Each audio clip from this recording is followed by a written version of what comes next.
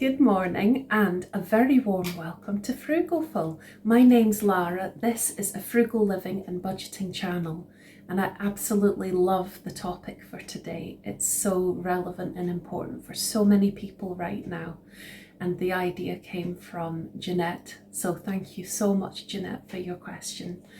And anybody who is in a wintry place, like in the UK, I'm in Scotland, so anyone who's in the UK or sort of the Northern Hemisphere where it's cold, I hope that you've been able to keep as warm and cozy as possible. We have certainly had some cold weather, and we've got another cold spell coming by the looks of things. And we've had ice, etc., which always scares me after breaking my wrist so badly last winter. So it's definitely my least favourite kind of weather conditions when it's icy. But Jeanette's idea for a video, she asked, and it's a fantastic suggestion, so thank you. She asked if I had any videos about how to keep warm on a budget. And I don't, but as of today, now I do. So here goes, and I hope that these ideas are helpful. Just before I launch into that, just to say, if you have any other suggestions for keeping warm on a budget, would love it if you can add them in the comments below. That would be absolutely fantastic. And either suggestions or practical things that you choose to do to help keep warm on a budget that other people could benefit from learning about. The other thing was, if there are any ideas for videos in future upcoming videos, things you would like me to discuss, frugal topics, then please let me know, and if I'm able to, then I will. So here goes. I'll start with things where once they've been paid for once, that's it. They're free after that and don't have to cost much in the first place to buy. So that is wearable layers. I know that in the winter time, wrapping up to go out in the cold is very commonplace. So for example, gloves, hats, scarves, coat, and layers like tights or leggings or thermals, long sleeve tops, those sorts of things under a jumper, under like a sweater. When I say a jumper, it's like a kind of knitted sweater, I guess, or dresses or whatever, but layering up in whatever ways possible for going out and about. People often do that anyway, but for being indoors and trying to save on energy prices, because the bills for energy, heating, power, it gets more and more expensive year by year. And like we had those we had those price hikes a while back, and it's just made it much tougher for people to afford their energy bills. And my heart goes out to anyone who's in a situation where it's a struggle to afford their heating bills. I'm so sorry if that's happening in your life right now. And maybe your energy provider could potentially offer some sort of support around that. It could be worth checking out their website.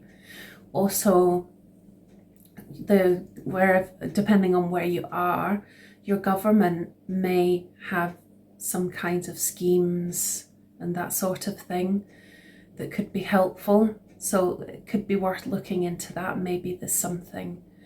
And that's not an area that I don't have any kind of expertise in that area, but there's information out there.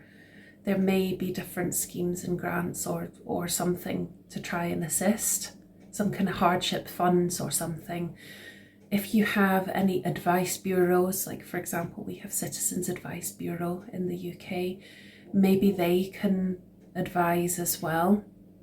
And there may be some sorts of things where you could be entitled to things, to types of insulation for your home, which would help keep the home warmer and help reduce any issues with heat escaping. And if there's help with that, that could be potentially a free thing you could do. But back to the layers. So wearing layers out, and that's a kind of no-brainer, going out in the elements. But once you've bought those layers, wearing them inside reduces the need to have the heating on as much. And I often do this. I mean, I'm layered up at the moment. I'll often wear like a pair of leggings, or, well, when I go out, maybe tights if I need something smart. But anyway, leggings under another pair of trousers. I often do that. I might put on 2 pairs of socks. I might put on a long sleeve top under another top, under a cardigan, or under a cardigan, jumper, sweater type layer. Now this might sound strange indoors, but sometimes I'll put a beanie hat on because A, it feels nice and cozy, and B, a lot of heat escapes from our head, so why not try to provide a bit of insulation and heat if it's going to reduce the amount that escapes. So head, feet and hands can also be, if they're warm, that can make a big difference. But having actual gloves on can be a bit restrictive. I really love these type of gloves, the fingerless kind of gloves, because you can still use your fingers and do things, but it's just a bit of an extra cozy layer. So I definitely recommend them. The thing about all these types of layers is you could use stuff you've already got. Not only that, but in the charity shops or thrift stores and different places like that, if you go with a specific list of types of layers that you want, you can reduce how much you spend in these stores and just be really kind of intentional about it, and don't have to spend a lot to get some layers that you would have for life. Then every winter you can bring them out if you're in a part of the world where it's winter at the moment, or another time of year if you're elsewhere. You've always got them as a free resource after that. It's well worth investing in them, and it doesn't have to cost a lot of money. I meant to say too, leg warmers are another great kind of layer, including indoors. I'll often stick some leg warmers on, or really long socks. They can be a great asset to have as well. So those are kind of layery things to wear. Also, I meant to say slipper socks, not just actual socks, but slipper socks as well are a great cozy layer. But also there are other kinds of layers that, again, once you've bought them, you've got them. So that could be blankets in general, and you can actually make blankets as well from scraps of fabrics if you're crafty, and it all helps. Another great type is like kind of wearable blankets. So this is an Oodie. It was a Christmas present last year, but it doesn't need to be like an Oodie, like a brand or something at all. I just heard that because they've got this fleece on the inside that they're meant to be really, really good. And wearable blankets, you can get them on a budget for sure. There are a lot of more affordable types out there. There's lots of really good low cost kind of wearable blankets out there. And it's a really helpful thing to pick up. Again, once you've got it, and then that's it. So I definitely recommend that. Also, now this is something that's completely free, so it's definitely a great thing to do as much as possible, which is just generally still moving around as much as possible and as you're able while at home. So it's good to cozy down with a blanket and stay snuggled up in one place. That feels great when it's shutting out the cold. But maybe if from time to time you can get up and move around, maybe do some movement indoors, some sort of exercise or housework, this kind of thing, it's going to really help generate a bit of body heat, get your heart pumping, get the blood flowing, and it all helps. Also, something else that can be bought. So here's some more things that can be bought.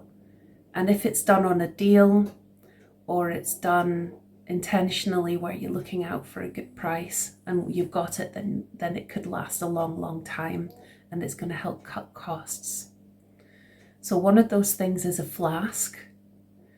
So hot drinks are a great way to just warm up, like when I'm having my morning coffee, as I am right now. I often like to hold the cup to get a bit of extra heat. That can be really helpful. But also, hot water bottles are a great way to stay warm and cozy. So if you have a flask, if you're conscious about boiling the kettle too much because of your electricity bill, then at least if you only then have to boil the kettle once, you can store the hot water in a flask. If it's a big flask, it can last for quite a few things. It'll help reduce the amount of need to use electricity. Also, you can get these little hand or heat pads that you can hold or you can put in your pocket, and it's like a little snap disc thing. Or there's the snap disc. I think there are also disposable ones, but in the long run it's probably cheaper to have the snap disc ones because they're multiple use. And they're a great source of heat, very handy. But to activate them so you can use them again, you've got to put them in warm water. I put them in a saucepan on a very low heat, and it melts, like kind of melts the solidified stuff inside them, and then that way it's liquid again, and once it's cooled down they're ready to use again. But of course then that involves putting the hob on and using electricity. But if you are only using that from time to time, then that can be another way if you just really want an extra thing to help. But if you're using the kettle or you're using the hob to do that, or you're using electricity for an electric blanket, which again, you can pick up electric blankets at a reasonable price. If you wait for sales, you could use coupons or something. There are ways to get deals, a good quality one at a reasonable price that will last and that meets all the safety standards and everything, to be careful around that. But so those things use electricity, but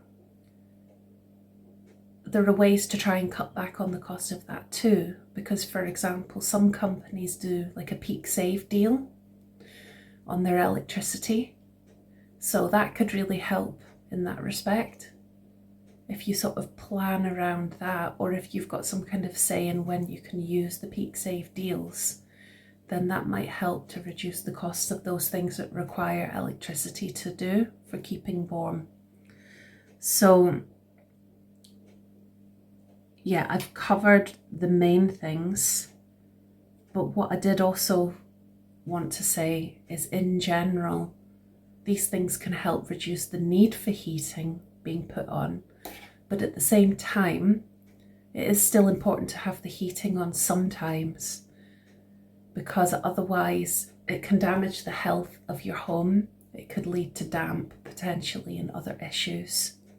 And also for your own health and well-being, having the heating on sometimes. Maybe sometimes it could be a particular room, and having the heating down in other rooms could help.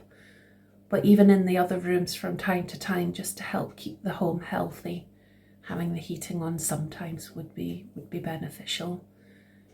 But like I say, there could be ways to help reduce the cost of that. So the final category is ways to reduce drafts in your home. Now some of these things could be free, potentially, if you like to do crafty things, sewing and that sort of thing. So for example, you could make a draft excluder for free if you've got, for example, scrap fabrics and you've got some old cushions or something like that that you no longer want to use. You could take the stuffing out of those, or you could use cut up fabric scraps to stuff it, to make the draft excluder. But it could be also bought on a budget in, say, charity shops, thrift stores, or second hand through eBay Vinted, or just finding good deals online, for example. Other things include good thick curtains. Heavy thick curtains will help to shut out drafts. These things can be expensive, but again, with intentionality, there can be ways to get a good price, get discounts, get deals.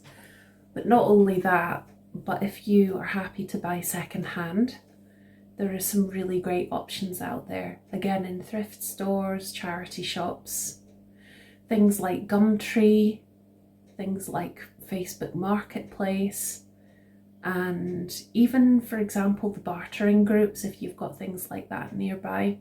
I have a bartering group nearby in Glasgow, and in the past I've managed to find some really helpful things for my home through that group, including a draft excluder and including my living room curtains.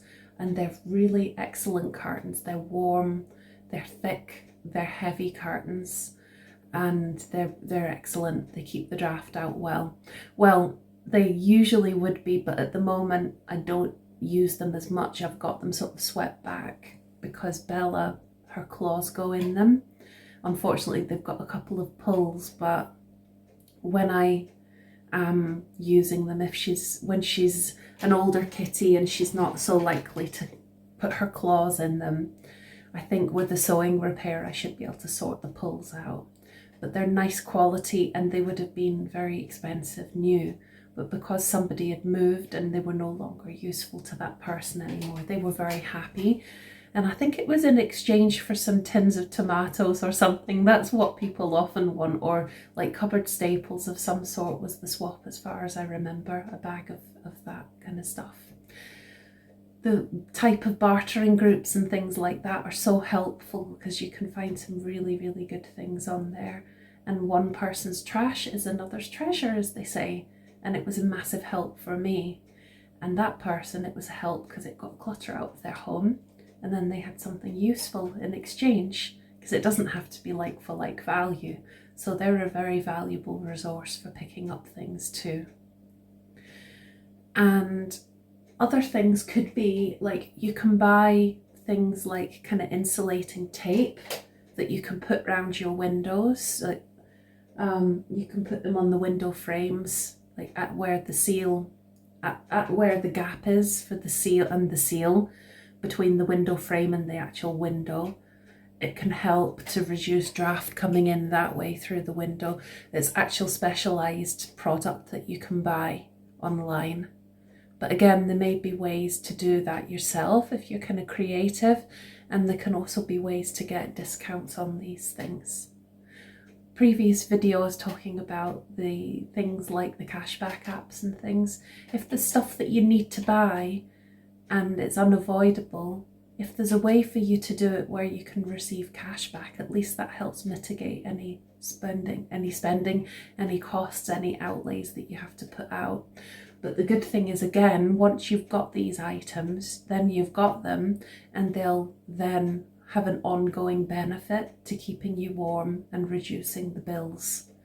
So, like I say, any other ideas and suggestions would be very welcomed. Thank you so much for watching today. I hope again that your situation with energy bills is manageable, not too costly, not causing stress, and I wish you very well. Enjoy the rest of your week. Take care and best wishes. Bye.